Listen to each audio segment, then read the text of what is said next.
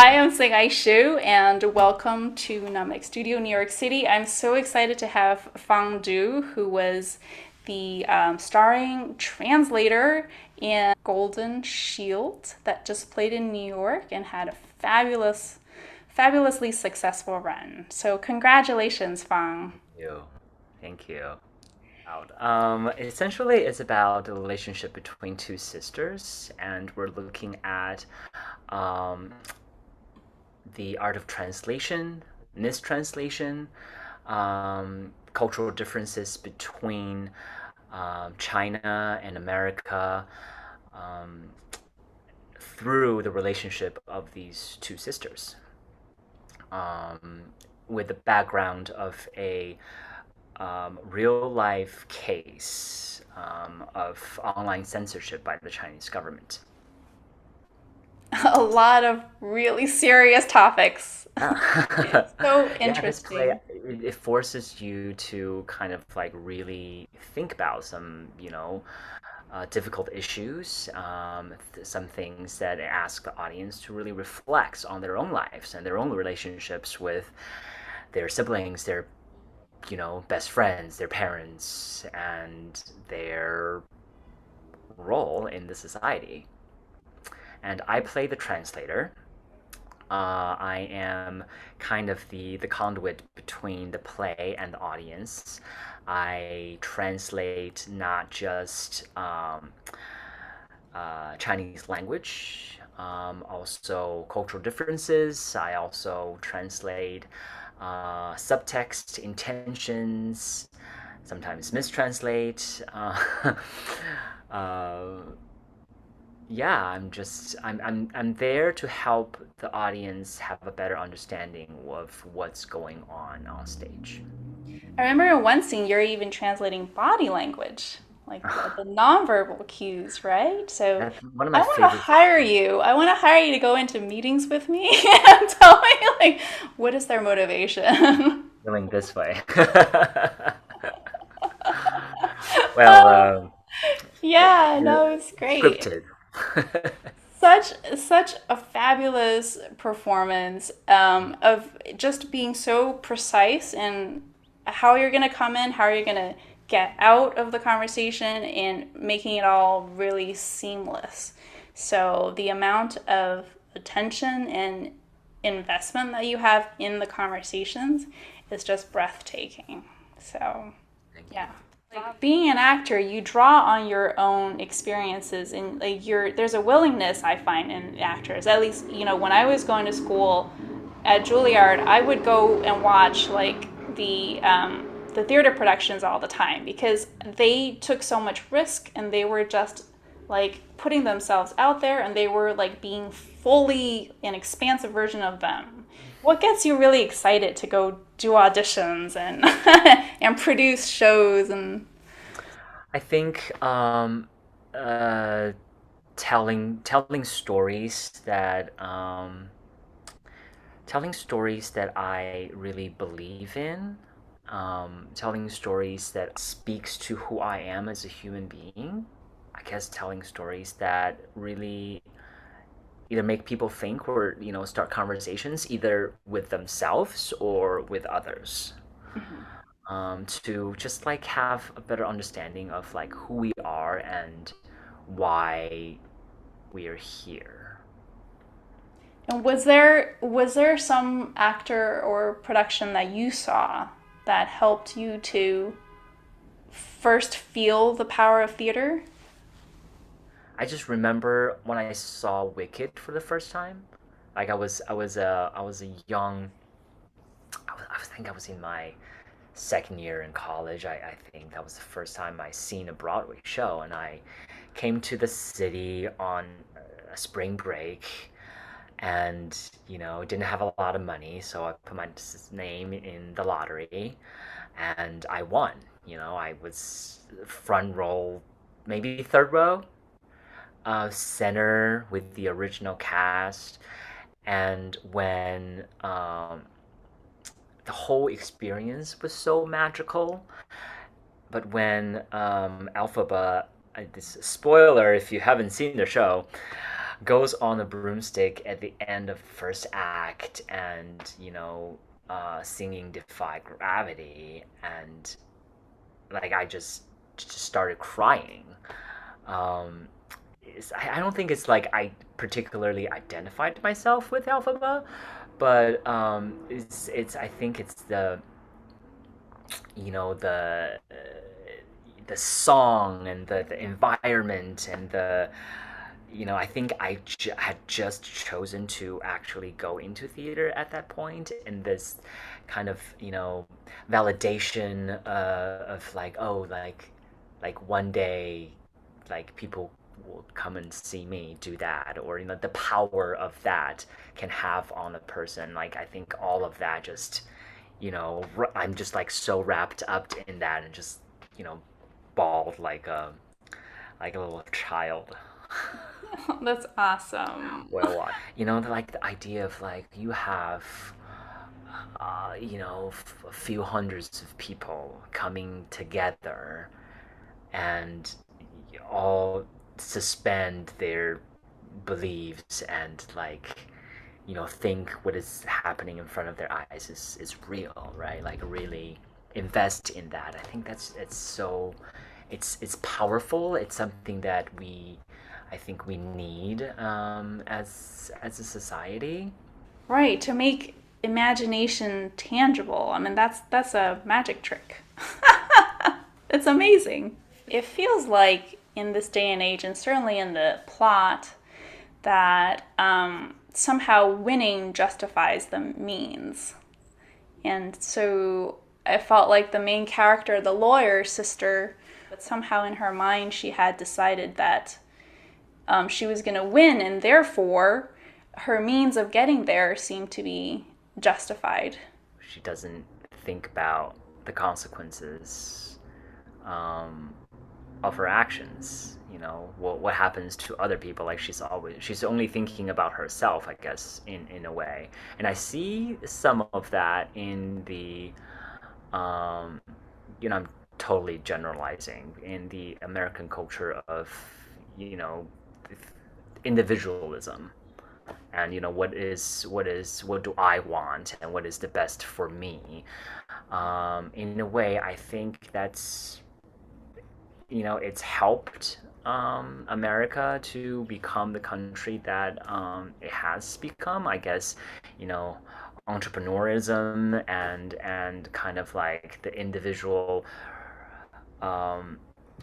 pursuit of something great has kind of propelled this country. And in the past, maybe I feel like in Chinese culture there's maybe more consideration for how others might feel, like what my actions may affect others, and also I guess affect my family. I think a lot of that is the this concept of face, of like, if I do this, will it bring um, shame or glory for me and my family? The whole idea of translating cultures is just so difficult. Yeah. Um, and I'd love to hear a little bit of your take, or maybe what you think was inspiring to Anchalu about putting you in that role. And actually, as an audience member, I can't imagine this play without you translating the whole time what's happening, how to read the subtext. But what was it like from your point of view in the creative process and also on stage? Well, I've I've seen a few plays that have subtitles, and I think when I first read this play, the idea of somebody there kind of translating for the audience was very intriguing, in a way that I feel like we're all translators.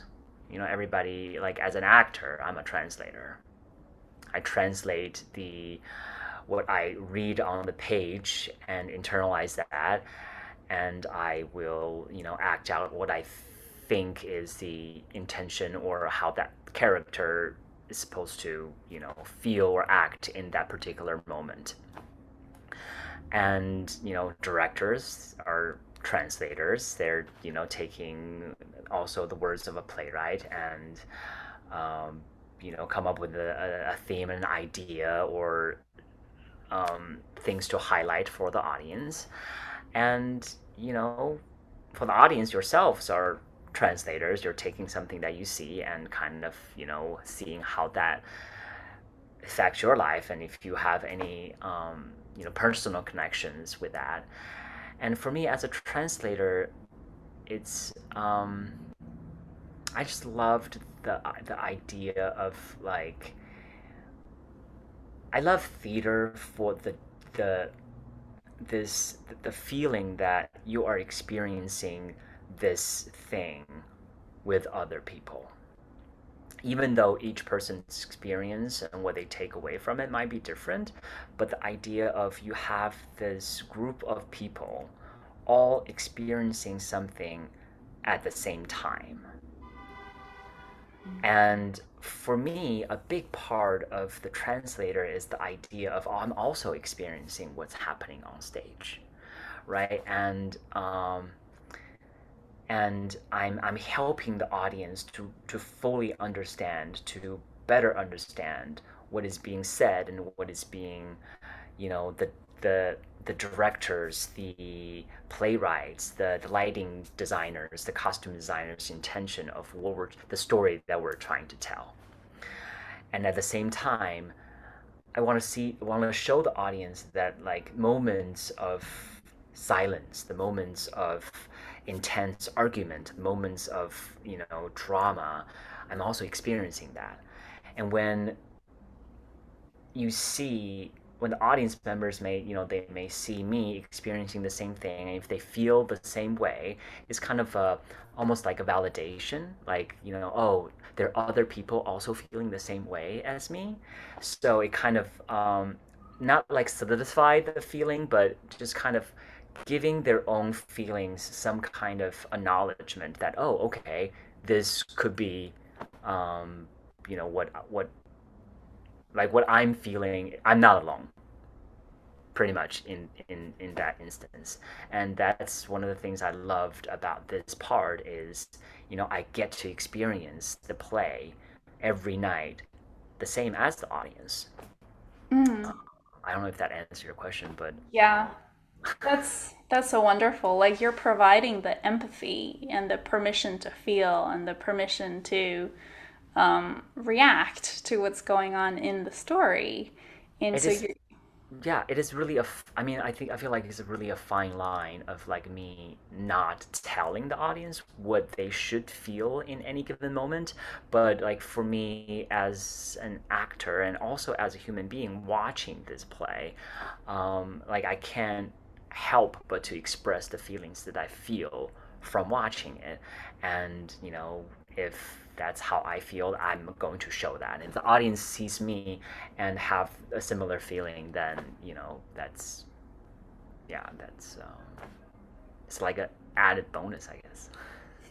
that's so awesome because you really were so effective in bridging the stage and the audience and making that a seamless transition into the story. Yeah. I'm curious. So you're talking about translating the intent of the playwright and the director, and then it goes through you, and then it goes into the audience. And and I remember I was asking you about how you interpret the ending, where the spoiler alert, the younger sister breaks off her relationship with the older sister. And I was devastated by that moment, and you felt like there could be hope, right? So like that interpretation, of course, it didn't color the audience's point of view because everyone can have a different point of view. But my question is, so how do you decide when to show like a clear reaction, a clear point of view, and when do you actually intentionally step back and provide space for the audience to come up with multiple interpretations of their own? That's, I guess, some of that work was done with the director and the playwright. Like, what moments that we want to highlight. Um, Also, again, not telling the audience how or what they should feel in certain moments, but just to highlight certain things and certain moments of this is something important, or you should really pay attention to that. I think that's some of the work that we did in rehearsal room, um, and I think some of the moments were built in of the moments of stepping back and letting the audience, because I don't translate everything, and I think it's interesting the moments that I actually do translate. The character of translator do decide to come in and say something, are very intentional by the playwrights to kind of give certain moments a pop in the play. Yeah, yeah, that's really interesting. I know, like, when I perform certain genres or certain composers, for instance, Morton Feldman, a New Yorker, he had a very modern view of interpretation from the audience being more having more plasticity, yeah. Um, like there's more spontaneity in how you listen to the material, whereas if it was Mozart it would be very very clear which note is dissonant, which note is resolution, and so there's a very clear order of what to bring out and what to accentuate. And Can then you there's can you also, fight against that? do I Like, what? can you fight against that, or do you fight against that? Can Well, you can I you bring your own interpretation to, let's say, Mozart's, something that's clearly, one way or the other? What is your artistry in terms of, bringing that out? Yeah, so with Mozart, clearly there's a grammar to his musical language that needs to come out. So the grammar of, like what's a verb, what is a noun, that doesn't get changed in the way like modern poetry might change that. When you are playing Mozart, it needs to be clear what the different levels of hierarchy and I guess, attraction between the notes are. But I think we can still make space for spontaneity and like hearing it fresh by tweaking like the way of expressing the peak of a phrase. I can play something with more weight, like a note with more weight versus a note with more bite, and so that gives it still some freedom, even though I'm deciding that that is the peak of the phrase as intended, or there's like a different degree of emphasis depending on the structure, what I want to show. Yeah, So yeah, you can still make it fresh, but like the grammar is super clear what yeah. he was trying to say. Do you ever respond to the audience?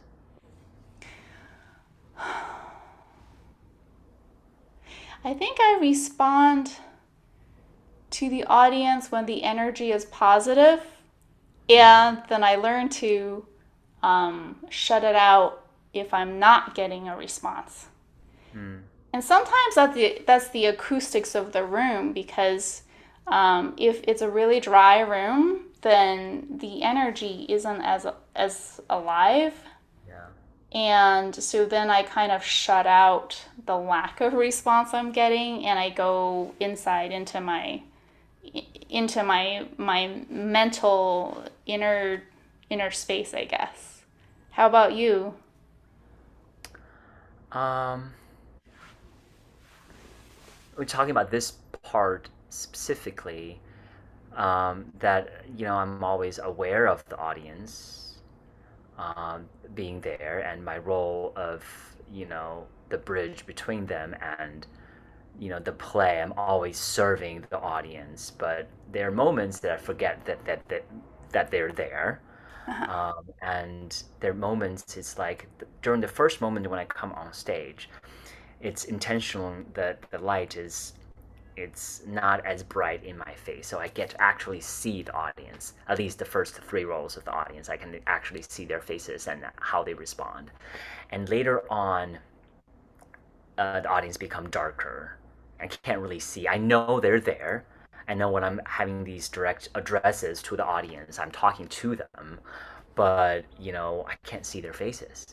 I can listen, and I can feel sometimes, you know, their energy, but it's hard. It's hard. It's tough. I went through 3, 4 performances in the middle of the run. It's like right after we opened, we've had about 4 weeks of performances at that point, and it got to a point that I wasn't getting a lot of laughs, like places that people used to laugh at, like you know this 3, 4 audiences just weren't laughing at those places. And then I started to think about, oh, like, is it me? What am I, like, am I doing something? Because for me, for this part specifically, when I feel like they're not enjoying the play as much as I think they should, I feel personally responsible because I'm the helper, right? I'm the conduit between them and the play.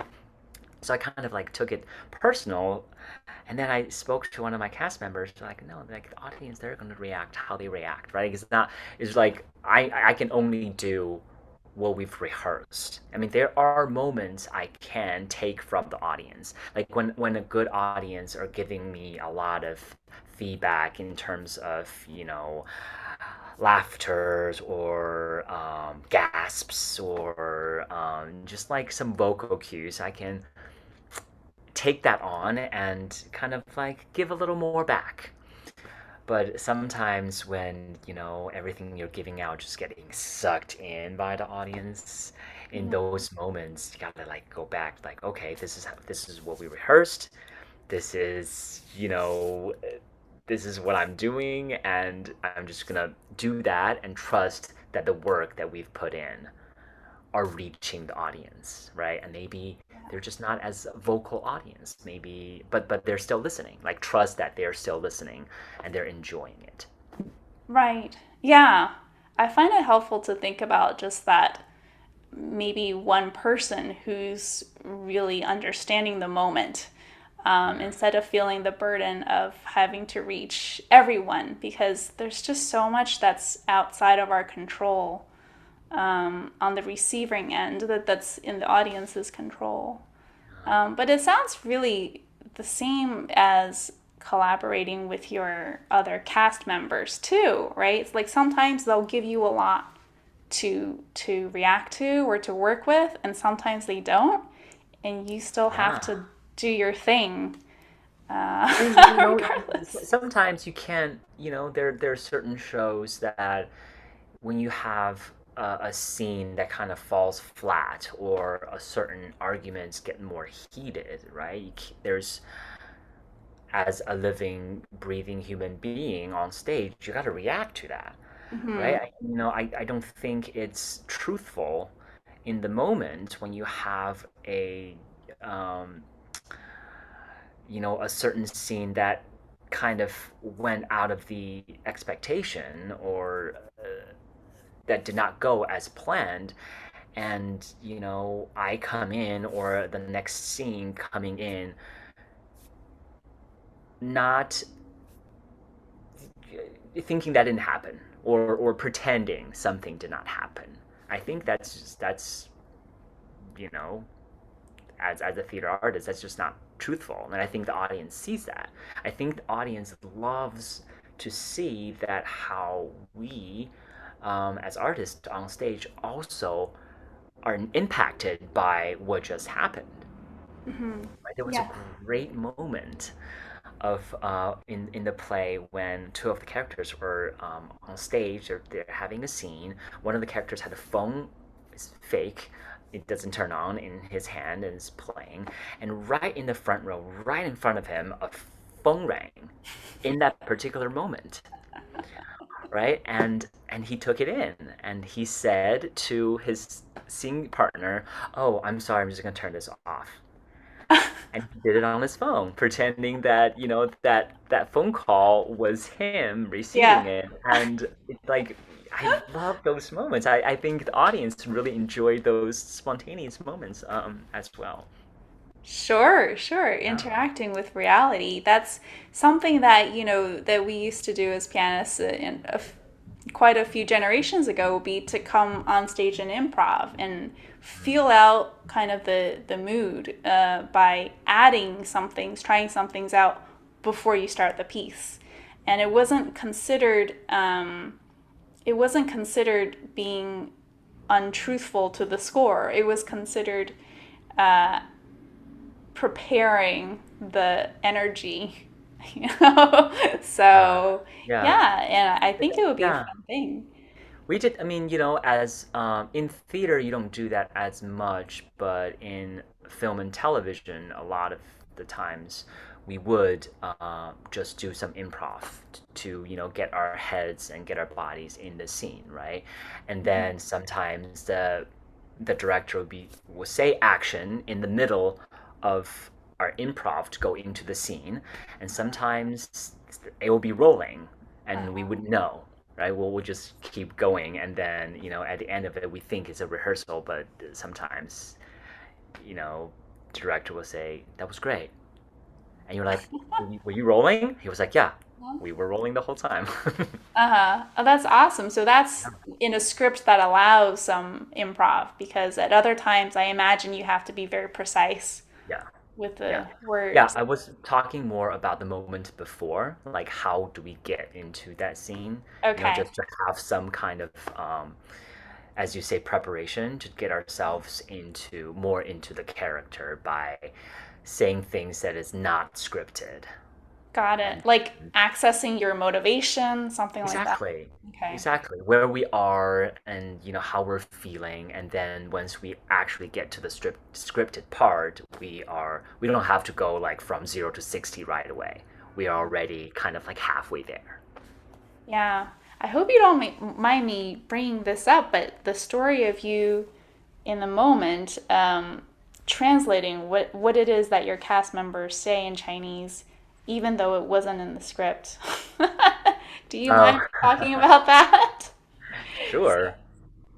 So that's Um, so awesome that that's all you reacting in the moment. yeah, I mean, it's even though it probably majority of the audience members would know the difference, but for me, I feel like um, those moments are very, I don't know, you have to be truthful to what's happening, and there's a reason a line was dropped or a moment did not go as planned, right? And the actors are living in that moment, and for me, my job is to be truthful to that moment and be truthful to their performance, because I mean, it's during rehearsal there were some talks about how they're speaking in another language, and like how much would the audience get just by the emotions and the body language and not knowing, right? Like we definitely rehearsed that scene with me not saying a thing, just had them play out the scene and get the emotional arc and get where the story is, and then put me back in and see if those intentions and those subtexts are still there with me translating. That was a big part of our work, translating those scenes. And they really worked very hard on, being in the moment when I translate, because they have to wait, right? A lot of the times they want to come in right away with the next line, but they can't because I have to translate. So for them to give me the space to do that, the least I can do is to be truthful of what they're saying in the moment. And if they go up on a line and say something that is not scripted, I don't want to go back to the script and say that, especially when we have audience members who speak both languages, they may pick up on that and be like, oh, so if he mistranslated that, I wonder what else he mistranslated. I never want to be in that situation, I guess. Like, Uh-huh. like whenever I mistranslate something, I tell the audience like that's I mistranslated that. Uh-huh. It's that trust of, creating that trust. And it's also like, having their back, like making sure that they don't come off as like out of place, right? So like in chamber music, it would be like if I was jumping around in my part to find where they are and hope that it will put them in the best light too. And so that teamwork is so awesome. And that's yeah, that makes, the ensemble Yeah. a magical entity. Yeah. Yeah, and when I was in school, one of the best advices that I've gotten was, like the best actors make the other person shine. Like make your scene partner shine, right? Like you're supposed to take in and respond and, make the other person shine. And if everybody's doing that, then everybody's shining. Mhm. So, instead of like grabbing the spotlight, it's like how can I support everyone else, my scene partner, and everyone else in the play. Yeah, that's Yeah, awesome.